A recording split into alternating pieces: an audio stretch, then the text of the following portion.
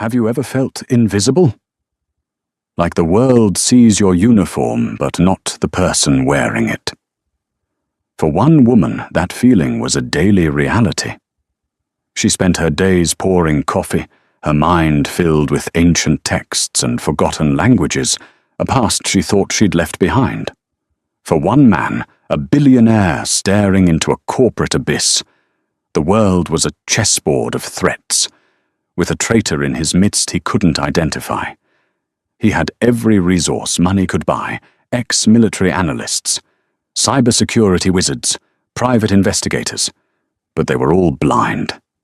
This is the story of how a single overheard phone call in a greasy spoon diner, a conversation spoken in a dead language, became the one key that could save an empire and change 2 lives forever. It's a story about the secrets we carry and the extraordinary moments that happen when someone finally stops to listen. Arthur Pembroke adjusted the silk tie, strangling his neck. From his office on the 85th floor, Chicago was a sprawling circuit board of lights against the deep velvet of the pre-dawn sky. Each light represented a life, a story, a world away from his own. His world was one of sterile glass polished chrome and the suffocating pressure of a legacy. Pembroke Innovations. The pharmaceutical empire his grandfather had built from a single Chicago pharmacy was bleeding. Not a dramatic gushing wound, but a slow, methodical exsanguination from the inside. For 6 months, his company had been a sieve. Every strategic move, every confidential research milestone for their groundbreaking Alzheimer's drug, Cognate, was being countered by their most ruthless competitor, Viridian Dynamics, with uncanny precision. They weren't just reacting, they were anticipating. It was as if Viridian's CEO, a shark named Alistair Finch, had a seat at his executive board meetings. He'd spent millions trying to find the leak. He brought in Kroll, then a boutique firm from Tel Aviv.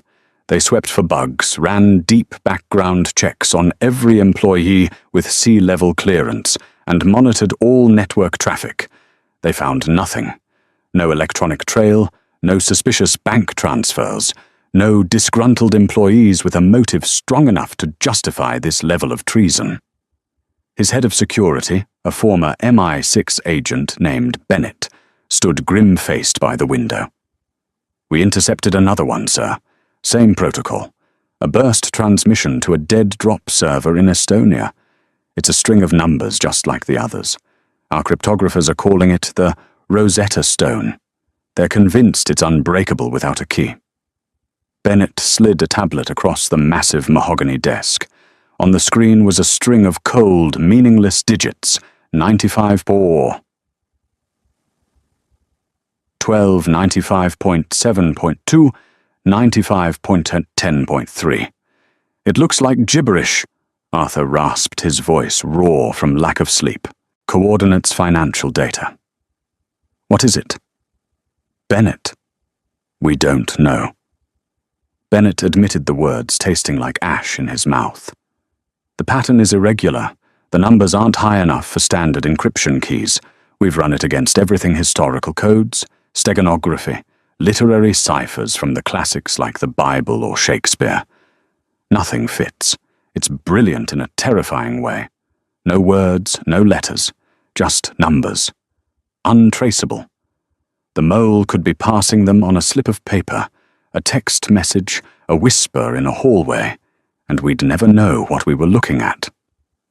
Arthur felt a chill that had nothing to do with the floor-to-ceiling windows. The traitor wasn't just a disgruntled employee. They were sophisticated. They were in his inner circle. He looked at the faces in his mind, his COO, his head of R&D, his CFO, Jeffrey Walsh, a man who had been his father's friend. Trust had become a luxury he could no longer afford. Every smile in the boardroom felt like a potential dagger. The stress was a physical weight.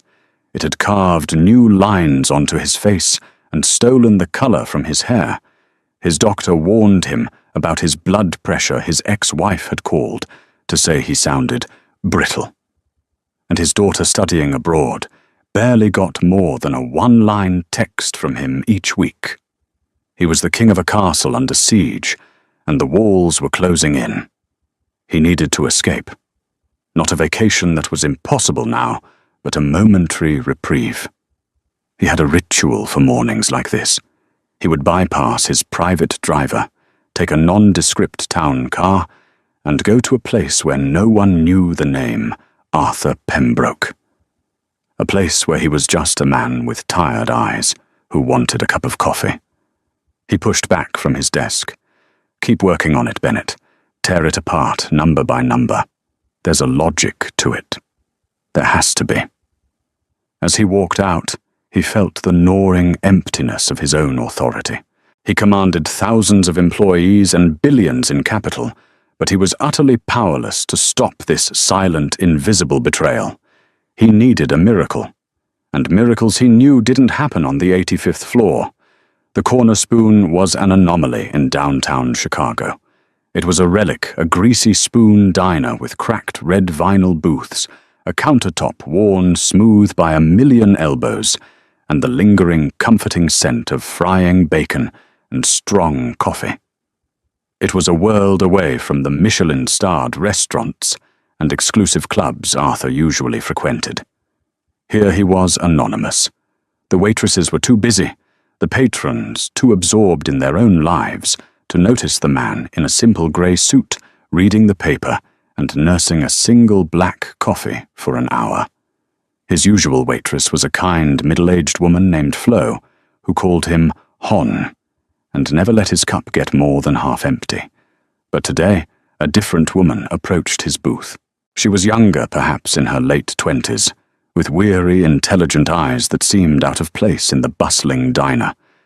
Her brown hair was pulled back in a simple, severe ponytail, and her movements were efficient, almost robotic, betraying a deep-seated exhaustion. Her name tag read Nina.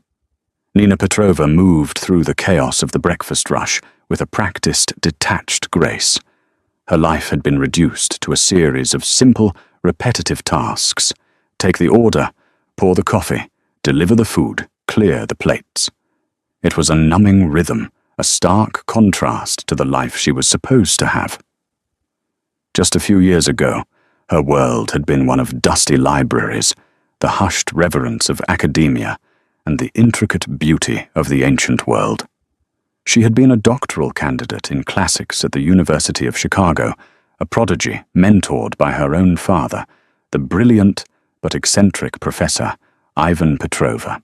Her thesis was on the Stoic philosophy of Seneca the Younger, and her life's ambition was to spend her days translating and teaching the wisdom of the ancients. Then the floor had fallen out from under her. Her father was diagnosed with a rare, aggressive form of pancreatic cancer. Her PhD became irrelevant. His savings, then hers, were vaporized by a ruthless American healthcare system that cared little for a life's work in academia.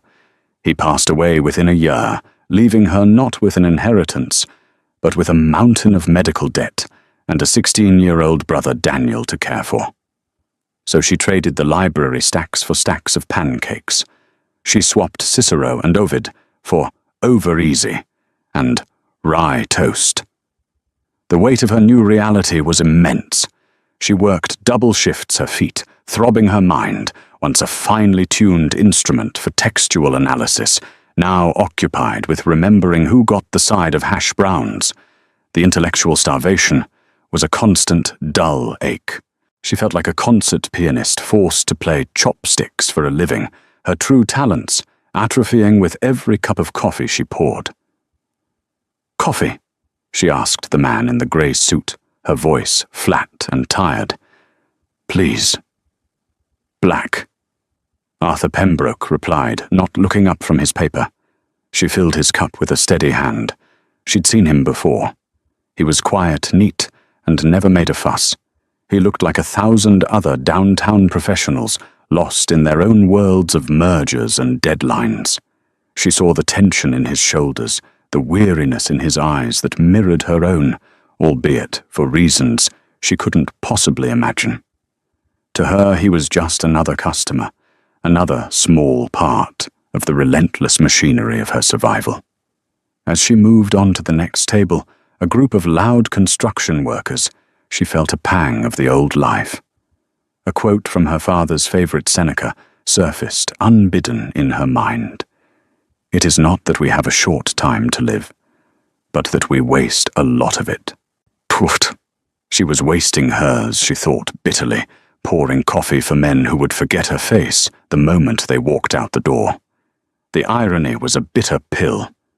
She, an expert in Stoic philosophy, was struggling to endure her own fate. Arthur sat in his usual booth, the lukewarm coffee doing little to stir him from his mental fog. He stared at the numbers on his phone again. 95.4, 1295.7.2, 95.10.3. It felt like a taunt, a riddle posed by a ghost who was dismantling his life's work. Bennett had called. No progress. They were at a dead end. The board meeting was tomorrow.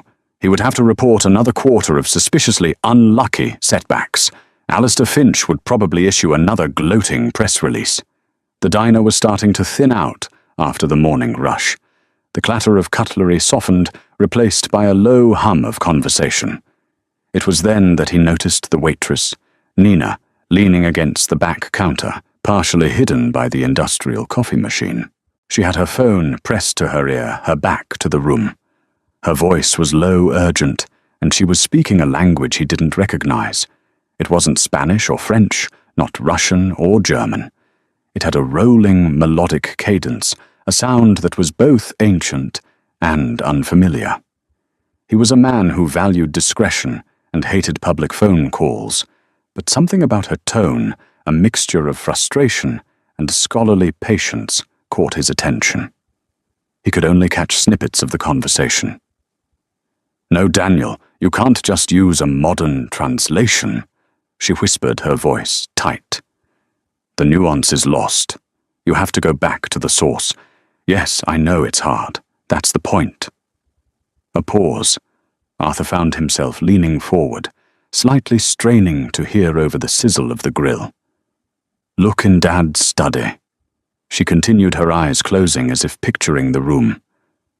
The bookshelf behind his desk, second shelf from the top all the way to the right, the worn leather copy of the Epistulae Moralis. Find it. Yes, the letters to Lucilius. The name pricked at a distant memory from a long-forgotten humanities course in college. Seneca, the Roman philosopher. "Okay, have you got it?" she asked. "Go to letter 95. Yes, 95. Now find the sentence. No, Daniel, listen carefully. The one that starts, Vitia nostra non naturae sunt. It means the faults are ours, not nature's. Dad underlined it. He always said it was the key to understanding personal responsibility. Arthur froze his coffee cup halfway to his lips.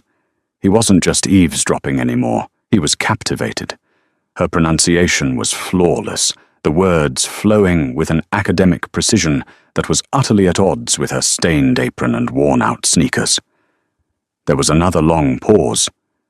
She sighed, a sound of profound weariness and deep-seated affection.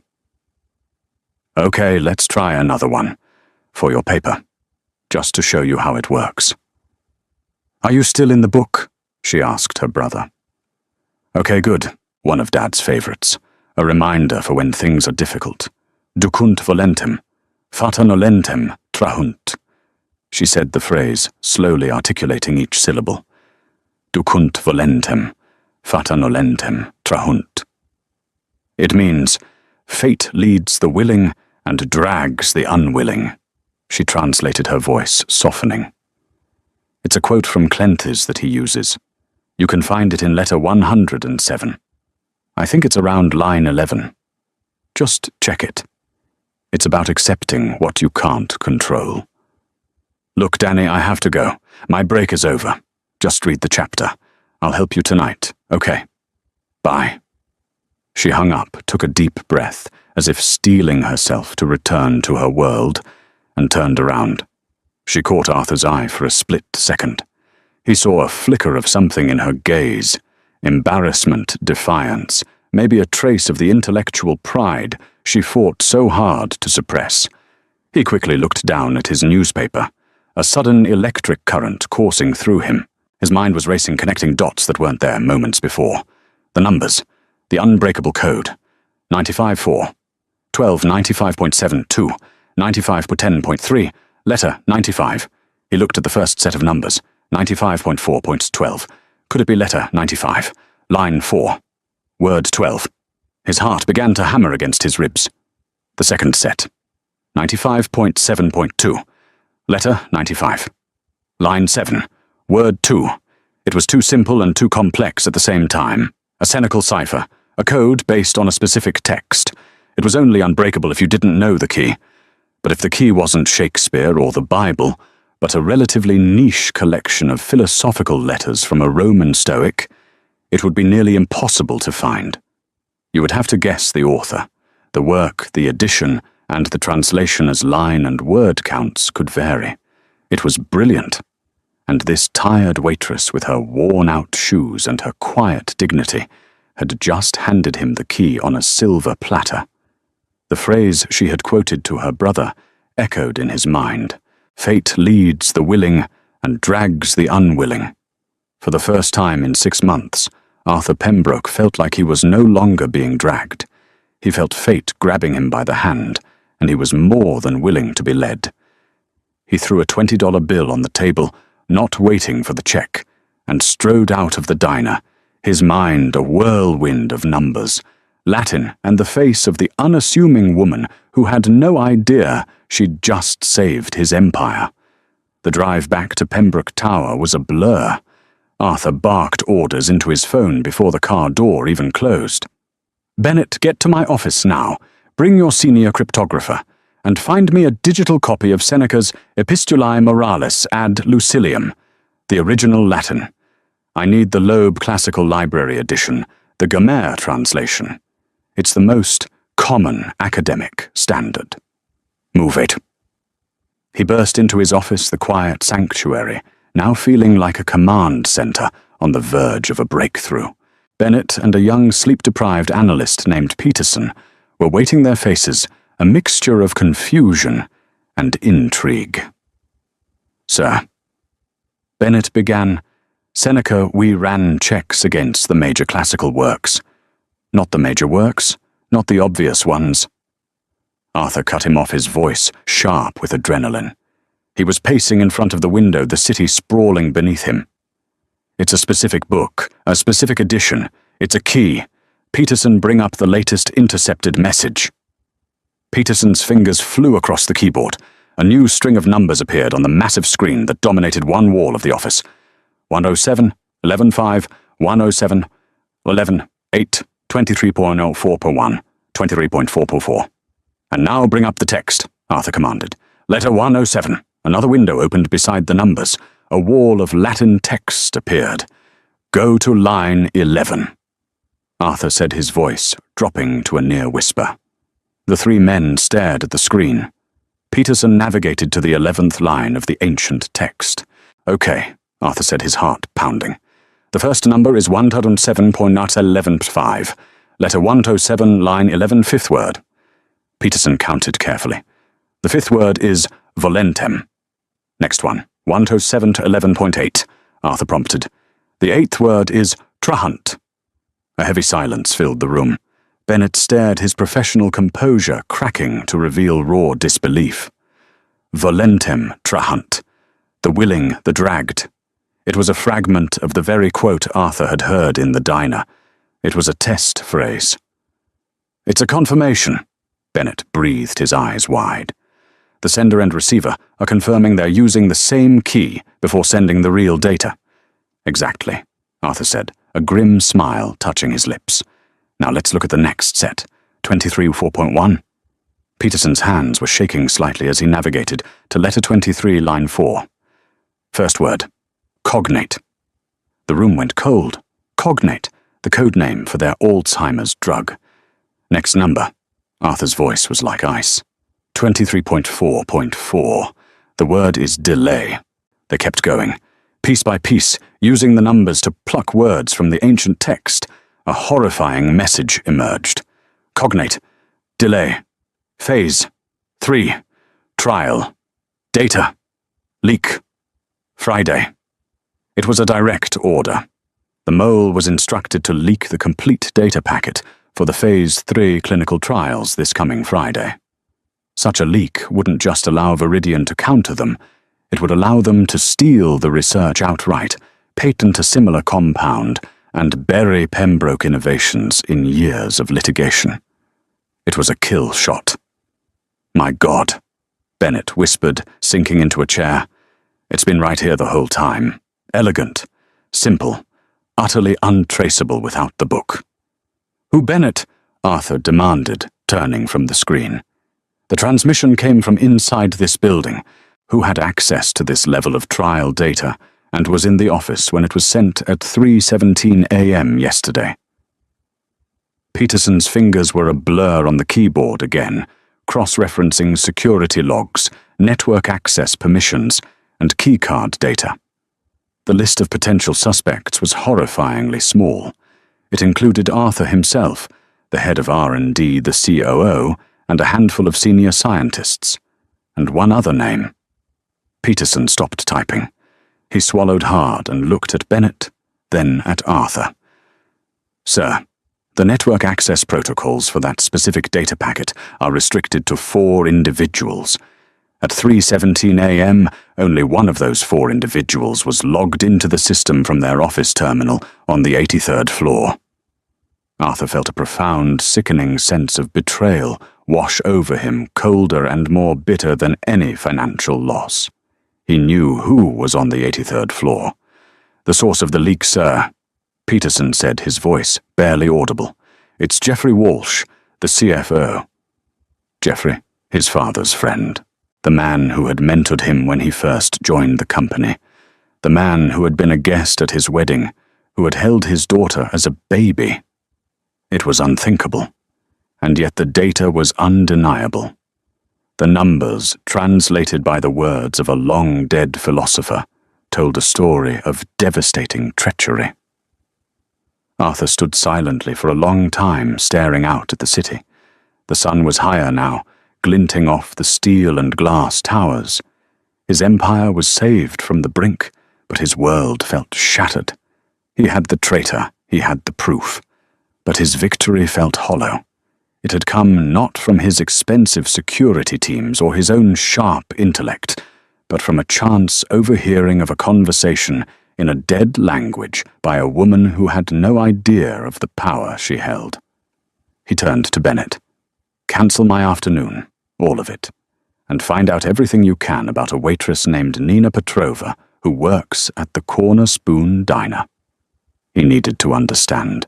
He needed to see the person who had, in the space of a 30-second phone call, become the most important person in his entire company. The next morning, Arthur Pembroke walked back into the Corner Spoon. The diner was the same, the smell, the sounds, the worn-out comfort of it all. But for Arthur, everything was different. He was no longer a man seeking refuge. He was a man on a mission, albeit one he had no protocol for. How do you approach someone who inadvertently saved you from ruin? A simple thank you felt laughably inadequate. A check felt crass and dismissive. He saw her behind the counter, refilling salt shakers with the same methodical, detached focus as the day before. He took his usual booth and waited. When she came to his table, a coffee pot in her hand, she looked at him with a flicker of recognition. Coffee black? She asked, her voice as tired as he remembered. Yes, thank you, he said. And then, before she could turn away, he added, That's an interesting language you were speaking on the phone yesterday. Nina froze. Her hand holding the pot tightened slightly. Her professional mask of indifference cracked, and for a second he saw the guard go up in her eyes. It was a look he recognized, the look of someone used to being underestimated, someone protective of the small, private corners of their life. It was just a personal call, she said coolly, her tone creating a clear boundary. I'm sorry if I disturbed you. You didn't disturb me, Arthur replied, keeping his voice gentle. I was impressed. It sounded like Latin. Her expression softened, replaced by a weary surprise. You recognized it? I had to take 2 years of it in prep school, he said with a self-deprecating smile. Most of it is gone now. Something about farmers and fields, as I recall. You, on the other hand, sounded like you were born speaking it. A faint, sad smile touched her lips. My father was a classics professor. It was the language of our house. The use of the past tense was not lost on him. He prompted gently. He passed away, she said, her gaze drifting towards the window, towards a world far from this diner. A while ago. An awkward silence settled between them. She was a waitress, he was a customer.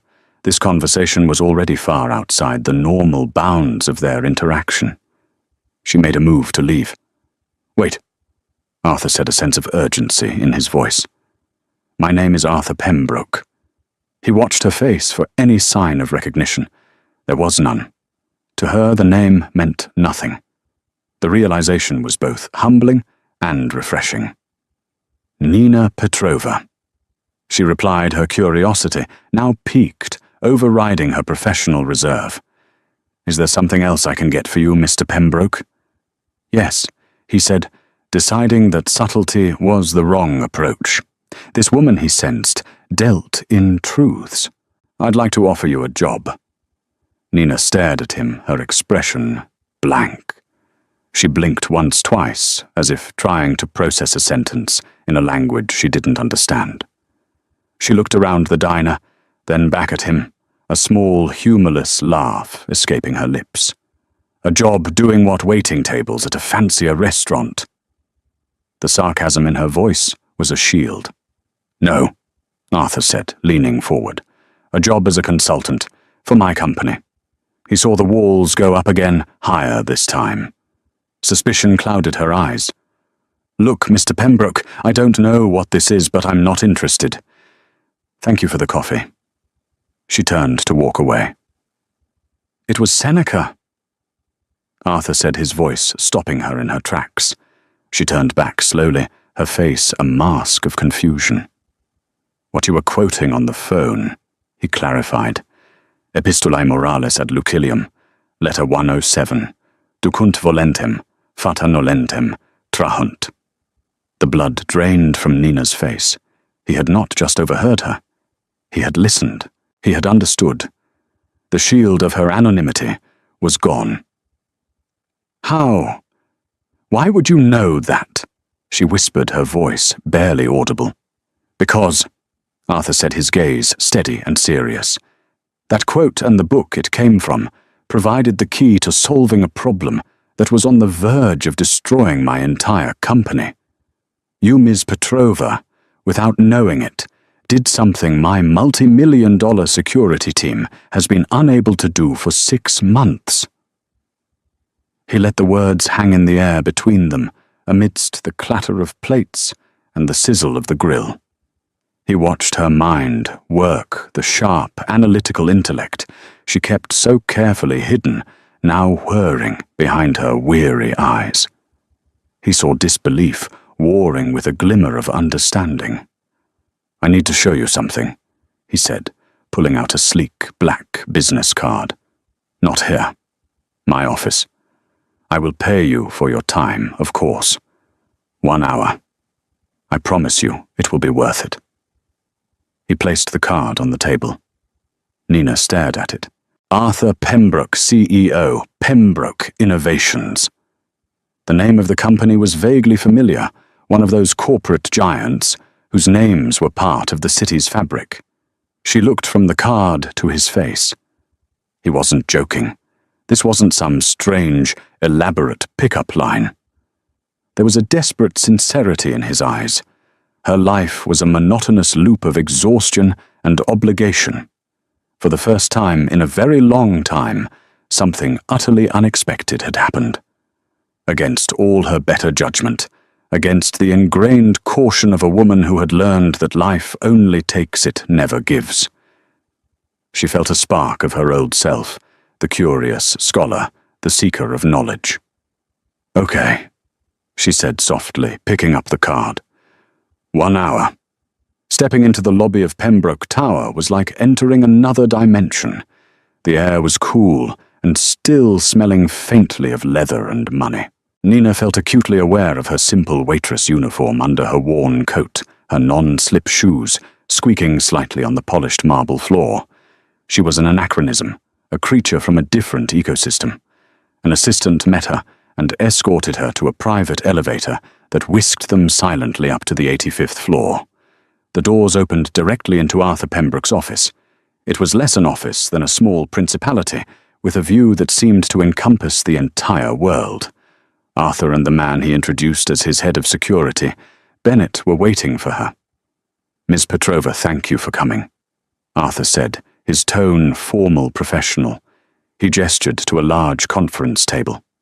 "Please." Nina sat her hands clasped tightly in her lap.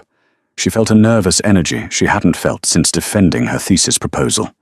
Arthur wasted no time. He gestured to the large screen on the wall where a string of numbers was displayed. 95.4, 12, 95.7.2, 95.10.3, he began. "For 6 months, we have been intercepting messages like this. They contain sensitive proprietary information being leaked from my company to a competitor. We knew it was a cipher, but we had no idea how to crack it. We tried everything." He then explained the concept of a Senecal cipher, a code reliant on a key text. He detailed how his teams had failed checking every common literary and historical work they could imagine. "And then," he said, his eyes meeting hers, "I was in your diner, and I heard you on the phone with your brother Daniel." He recounted her conversation, word for word. He described her quoting Seneca, her specific mention of the Epistolae Morales, her reference to letter 107. As he spoke, Nina's face paled. The private, tender moment of helping her brother with his homework was being replayed as a critical piece of corporate intelligence. "After I left," Arthur continued, "we applied your book as the key." On the screen, he showed her. He put up the coded message, and next to it, the text of Seneca's letter 95. Word by word, he showed her how 95.4.12 became Nostra, ours, how 95.7.2 became Sunt, our, and how 95.10.3 became Proditio, betrayal. The words were chilling. He showed her the final damning message they had decrypted. Cognate, delay, phase, 3, trial, data, leak, Friday. Nina stared, her mind reeling. The abstract, philosophical world of Seneca, a world of virtue, reason, and stoic endurance, had been twisted into a tool for modern corporate espionage. The beautiful, precise language she loved had been used to orchestrate a betrayal. The leak would have been catastrophic, Bennett said, his voice grim. It would have cost this company billions, and more importantly, it would have set back a potentially life-saving Alzheimer's treatment by years. "Because of the key you unknowingly gave us," Arthur added, "we were able to identify the source of the leak. We traced the transmission to a specific office terminal." He paused, the atmosphere in the room growing heavy. "The traitor was my chief financial officer, Jeffrey Walsh, a man who has worked here for 40 years. My father's friend. He was being blackmailed by our competitor over some old financial indiscretions. He chose to save himself by destroying us." Nina felt a wave of nausea. This was too much. The corporate intrigue, the betrayal, the sheer scale of the money and power involved. It was a world she couldn't comprehend. She had been a pawn in a game she never even knew she was playing. "Why are you telling me this?" she asked, her voice trembling slightly. "2 reasons," Arthur said, his expression unreadable. "First, to thank you. What you did was extraordinary. You saved this company. There is a reward, of course, a significant one, enough to clear your debts and ensure you and your brother are taken care of." He slid an envelope across the table. Nina didn't touch it. "And the second reason?" she asked. "This is not a job offer for a consultant, Ms. Petrova.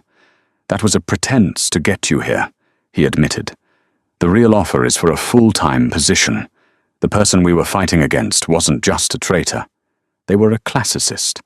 They used an obscure intellectual method of communication because they knew that in today's world of high-tech cybersecurity, nobody would ever think to look for a key in a 2,000-year-old text. They used our own modernity against us." He leaned forward, his eyes locking onto hers with an intensity that made her sit up straighter. "We were blind because we lacked a certain kind of literacy. A literacy you possess. I want to create a new department here at Pembroke Innovations, an alternative analysis wing. Its purpose will be to look at problems from unconventional angles, historical, linguistic, philosophical, to see the patterns no one else sees. I don't want you to pour coffee, Miss Petrova. I want you to read, to think, and to help us see what's hidden in plain sight. I want you to run it." Nina was speechless. He wasn't just offering her a job. He was offering her back her life. The life of the mind she had been forced to abandon. He was offering her a chance to use the skills her father had given her, the knowledge she cherished not as a hobby, but as a vital, respected profession. Tears welled in her eyes, blurring the incredible view of the city. They weren't tears of sadness or fear, but of overwhelming, unbelievable relief. The weight she had carried for so long, the suffocating burden of survival, began to lift. She started, her voice catching in her throat. She took a deep breath, pushing back the years of exhaustion and hopelessness. And for the first time in a long time, she met the world's gaze not as a weary waitress, but as the scholar she had always been. "Yes," she said, her voice clear and strong. "Yes, I accept her." 6 months later, the 75th floor of Pembroke Tower looked nothing like the rest of the building. Where other floors had sleek, minimalist cubicles and chrome accents, this one had overflowing bookshelves, comfortable armchairs, whiteboards covered in Greek and Latin phrases, and the quiet, focused hum of intellectual pursuit. This was the home of the Alternative Analysis Department, or as the rest of the company had affectionately nicknamed it, the library. Nina Petrova stood at the head of a large oak table, a world away from the girl who had once nervously clutched a business card in a greasy spoon diner. She wore a simple but elegant blazer. Her hair was cut in a professional style, and her eyes, once perpetually shadowed by exhaustion, now shone with purpose and intellectual fire. She was no longer just surviving. She was thriving. Her team was as unconventional as the department's mission, a former museum curator with a specialty in ancient symbology, a disgraced history professor who was an expert on medieval codes, and a young linguistics prodigy who could switch between 5 languages as easily as changing a shirt. They were Arthur's baker's dozen, the people he now turned to when his conventional teams hit a wall. Geoffrey Walsh had been dealt with swiftly and silently. Faced with irrefutable proof, he confessed. Arthur, in a move of quiet mercy for his father's old friend, allowed him to retire immediately, citing health reasons. His severance was donated to an Alzheimer's research charity, and non-disclosure agreements, thicker than phone books, ensured the scandal never saw the light of day. Viridian Dynamics, deprived of its inside source, fumbled its next move, and was now facing its own shareholder revolt. The reward Arthur had given Nina had been more than generous. It had vaporized the mountain of medical debt overnight. She had moved herself and Daniel out of their cramped apartment and into a bright, spacious condo with enough room for all of her father's books. Daniel was now enrolled in a top private school, his future secure. But the real change was in Nina herself. Arthur hadn't just given her money. He had given her back her identity. Her work was fascinating. She and her team analyzed competitors' branding for mythological undertones, studied the speech patterns of rival CEOs for philosophical tells, and looked for historical parallels in hostile market strategies. They had already flagged a potential patent issue by identifying a rival's research name as an obscure reference to a historical case of scientific theft. They were seeing the world through a different lens, and it was giving Pembroke Innovations an edge no one else had. Arthur often visited her department, a quiet observer. He found a sense of peace on her floor that he couldn't find in his own sterile office. He saw in Nina a reflection of the best parts of himself, a sharp intellect, and an unwavering integrity. She hadn't just saved his company. She had reminded him of its purpose, a purpose beyond profit margins. One afternoon he found her staring out the window, a worn, leather-bound book in her hands. It was her father's copy of Seneca's letters. Thinking about how it all started, he asked gently. She turned a warm smile on her face. Sometimes. I was reading a passage from letter 76. Non est ad astra mollis, et eris via. There is no easy way from the earth to the stars. Seems fitting, Arthur mused. It is, she agreed, but it's more than that. My father used to say that wisdom isn't about knowing all the answers. It's about knowing how to ask the right questions. For a long time, I forgot how to even ask questions about my own life. I only knew how to take orders. She looked at him, her gratitude deep and sincere. You didn't just give me a job, Arthur. You gave me back my vocabulary. You reminded me that my life could be a dialogue, not just a monologue of survival. Arthur Pembroke, the billionaire titan of industry, looked at Nina Petrova, the former waitress who had become his most valuable asset. He realized the greatest innovations weren't always found in a laboratory or on a balance sheet. Sometimes they were found in the overlooked, the underestimated, in the quiet corners where wisdom was mistaken for weariness. He had been looking for a traitor in a world of numbers and data, when the key all along was hidden in the timeless power of human words. And all he had to do was stop and listen. A year had passed since the day Nina Petrova traded her waitress apron for a key card to the 75th floor.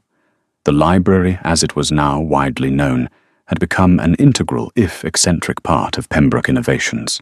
Nina had proven that the Seneca incident was not a fluke. Her team had averted a hostile takeover attempt by a Japanese firm by identifying the lead negotiator's strategy as a modern application of tactics from Miyamoto Musashi's The Book of Five Rings. They had flagged a promising biotech startup for acquisition after analyzing the founder's academic papers and realizing his seemingly disparate research areas were all converging on a single revolutionary discovery. Nina had not just been given a title, she had earned her authority. The professional relationship between her and Arthur Pembroke had also evolved. The initial dynamic of benefactor and beneficiary had deepened into one of mutual intellectual respect and a quiet, profound friendship. He was no longer just her boss, he was her mentor, and she in many ways had become his confidant, the one person in his orbit who sought nothing from him but the challenge of an interesting problem. The new problem arrived on a Tuesday afternoon. It was a company called Chiron Therapeutics. They had appeared out of nowhere, a Delaware corporation with opaque funding and no public face. In 6 months, they had acquired 3 smaller labs with a speed and aggression that baffled the market. The companies they bought seemed unconnected. One specialized in failed oncology drugs, another in neurological research that had hit a dead end, and a third in advanced protein folding simulations. Arthur's M&A team was stumped. It makes no financial sense. His head of strategy, a Wharton MBA named Davies, reported in a tense board meeting. They're buying dormant high-risk assets. There's no synergy. We can't model their endgame. It's either the most brilliant strategy we've ever seen, or the dumbest." Arthur listened, his gaze eventually drifting to Nina, who sat quietly at the side of the room, observing. She hadn't spoken a word. When Davies finished his report, a frustrated silence fell over the room. "Nina," Arthur said, his voice cutting through the tension. "Does your department have a perspective?" All eyes turned to her. A year ago, this would have sent a jolt of anxiety through her. Now she felt a calm sense of purpose. "We do," she said, standing and walking to the main screen. "My team believes that Mr. Davies is asking the wrong question. We shouldn't be asking if their strategy is brilliant or dumb. We should be asking what philosophical framework it's built on." A few of the executives exchanged confused glances. Nina brought up an image on the screen. It was the Chiron Therapeutics logo. It was a simple stylized C with a serpent coiled around it. "The M&A team sees a letter, and a snake a common medical symbol," she began. "But my symbologist, Dr. Alcroft, sees something different." She swiped the screen, and an ancient woodcut appeared next to the logo. It depicted a serpent eating its own tail, the Ouroboros. "This is an ancient symbol for infinity, for cycles, for rebirth," she explained. "And in the context of our competitor's name, Chiron, the wisest of the centaurs in Greek mythology, a master of medicine who could heal others but not himself, it becomes very specific." She continued, her voice gaining intensity. "Chiron isn't just buying companies. They are buying failures. They are buying the corporate equivalent of discarded matter. This isn't a modern financial strategy. It's an ancient one. This is alchemy." The room was silent, captivated. The core principle of alchemy, Nina explained, was palingenesis, the idea that you could recreate something, bring it back to life from its own ashes. Alchemists believed that if you burned a plant to ash and performed the right ritual, you could make the ghost of the plant reappear. Chiron isn't trying to invent anything new. They believe that with advancements in AI-driven protein folding, the third company they bought, they can analyze the ashes of these failed drugs and find the one critical flaw that made them fail. They aren't inventing, they are resurrecting. Suddenly, the disconnected acquisitions made perfect, terrifying sense. They were buying dead ends, believing their technology could map a path through the wall. "They are scientific grave robbers," Arthur said, a look of grim understanding on his face. "And if they succeed, they could patent a resurrected ghost of a competitor's failed drug, leapfrogging billions in R&D. "Exactly," Nina affirmed. "And their next target will fit the pattern. A high-potential, late-stage drug that failed for a single, still unexplained reason. A drug with valuable ashes." A junior analyst in the back of the room suddenly gasped. "Cygnus Labs," he said, his voice trembling. "Their flagship neurological drug, NX7. It was supposed to be a miracle drug for Parkinson's. It failed in the final human trial phase 3 years ago. The company's stock collapsed. The patent is dormant. It fits the profile perfectly." Arthur looked at Nina, a slow smile spreading across his face. "Davies," he commanded, his voice booming with newfound certainty. "Get our team on a plane to Boston. I want an offer on the table for Cygnus Labs by morning. We're buying those ashes before the alchemists can get to them." Later that evening, Nina stood in Arthur's office, looking out at the city lights. The deal was done. Pembroke Innovations had acquired the dormant patent for NX7 for a fraction of its potential worth. "You did it again, Nina," Arthur said, standing beside her. "You saw a story where everyone else just saw data." "My team did," she corrected gently. "I just knew which book to open." "It's more than that," he said, his voice softer than she was used to hearing. "When this all started, I was trying to protect a legacy, a company. But what you've built here, it's changing the company's DNA. You've taught an old dog a new language." He looked at her, and in his eyes, she no longer saw a CEO appraising his most unique asset. She saw a friend, a partner in a strange and fascinating journey they were on together. "You know," Nina said, a small smile playing on her lips. "Seneca also said, 'Ignis aurum probat miseria, fortes viros.' Fire tests gold, adversity tests strong men." "And women," Arthur added with a nod. "And women." They stood in comfortable silence, the city glittering below them. The crisis was averted, the battle won.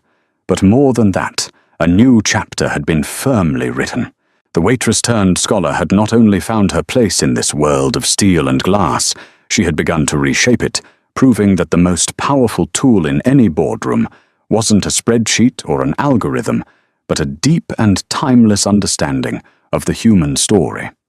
The invitation had surprised Nina. It wasn't for a board meeting or a strategy session, but for the annual benefit gala at the Chicago Symphony Orchestra, an event that was the pinnacle of the city's social calendar.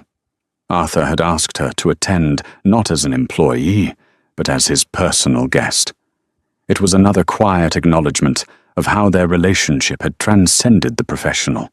She stood beside him in the Symphony Hall's grand foyer, a sea of tuxedos and evening gowns swirling around them. She felt a world away from the girl in the stained apron, yet the memory was never far. A young man, now taller than her, with the same intelligent eyes, made his way through the crowd. "Daniel," Nina said, her voice warm with affection. "You made it." "I wouldn't miss it." He grinned, looking sharp in a rented tuxedo. He turned to Arthur and extended his hand. "Mr. Pembroke, it's an honor to finally meet you. I'm Daniel Petrova." "The pleasure is all mine, Daniel," Arthur said, shaking his hand firmly. "Nina speaks of you often. You're looking at colleges now, I hear." "Yes, sir. I just got my early acceptance letter from the University of Chicago." Daniel said, his face lighting up with pride. "I'm going into the classics department. I want to continue my grandfather's work." Nina's heart swelled. It was the future she thought had been stolen from them. Daniel looked directly at Arthur, his expression earnest and sincere. "Sir, what you've done for my sister. You didn't just give her a job. You gave our family its future back. I want to thank you for that." Arthur was taken aback by the young man's directness. He looked from Daniel's grateful face to Nina's proud smile. For years, his life had been a ledger of profit and loss of market shares and stock prices. He'd measured his success in billions of dollars. But standing here, seeing the tangible human result of one single unconventional decision, he felt a sense of profound accomplishment that no financial victory had ever provided. He had not just saved a company, he had restored a legacy. "Your sister is the one who deserves the credit, Daniel." Arthur replied, his voice filled with a genuine warmth. "She is a remarkable asset to my company, and an even better friend." Later, as the orchestra began to play, Daniel went to find his friends. Nina and Arthur stood by the balustrade overlooking the hall. "He's a fine young man," Arthur said quietly. "Your father would be very proud." "Thank you, Arthur," she whispered, the music swelling around them. "For everything." He simply nodded his gaze, leaving the symphony to rest on her. In that moment, surrounded by the trappings of his immense wealth, Arthur Pembroke understood a truth more profound than any business principle. The greatest investment he had ever made was not in a company or a stock, but in a person. And the return, measured in restored futures, brilliant minds, set free, and the quiet comfort of a trusted friend by his side was incalculable. The story of Arthur and Nina is a powerful reminder that value is often hidden where we least expect it. It teaches us that the person serving your coffee or bagging your groceries might possess a world of knowledge and untapped potential waiting for a single opportunity to shine. Their journey shows that the most complex, high-tech problems can sometimes be solved by the most ancient and human of tools language history, and a willingness to look beyond the surface. It proves that a person's worth is not defined by their job title or their uniform, but by the contents of their character and their mind. If this story of unexpected connections and hidden genius resonated with you, please take a moment to hit the like button. Share it with someone who might need a reminder that their unique skills are valuable. And most importantly, subscribe to our channel for more real-life stories that inspire and make you think. Click that notification bell so you never miss a video about the extraordinary moments that change ordinary lives. Thank you for listening.